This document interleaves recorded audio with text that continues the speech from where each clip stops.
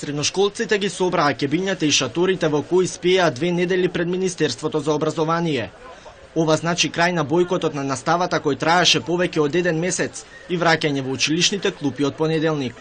Разочарани од незаинтересираноста на Министерството, апелираат надлежните да ги средат проблемите во образованието до почетокот на новата учебна година, за да не дојде до повторно активирање на бојкотот. Со самото започнување на наредната учебна година, започнуваме и ние со нови сили и нова надеж. Се со една единствена цел, да еден ден и ние и генерациите кои доаѓаат по нас можеме гордо со кренати глави да изјавиме да, ние сме дел од македонскиот образовен систем.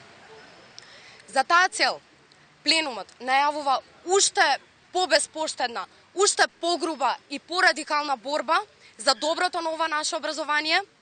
И така ќе продолжи, ќе одиме до крај, се додека него добиеме она што го сакаме, а тоа е поквалитетно образование, кое за жал во ова недемократско општество не е дозволено. Како причини за прекин на кампувањето ги наведуваат неразумноста на Министерството во однос на нивните барања за државната матура и екстерното тестирање, небезбедноста во државата и неможноста да се донесе нов закон до крајот на учебната година. Оваа генерација ќе мора да го истрпи екстерното тестирање, велат од пленумот, но ова не е загубена битка, велат тие, затоа што немаат ниту време, ниту енергија да се борат со духови. Целата гарнитура на Министерството за образование, на чело со министерот Абдулаки Адеми, ја прогласуваме за нелегитимна. Исто така не стојуваме дека покрај сета наша пожртвуваност и желба да најдеме крајно решение на овој научен проблем, не сме наидени на компромис со другата страна.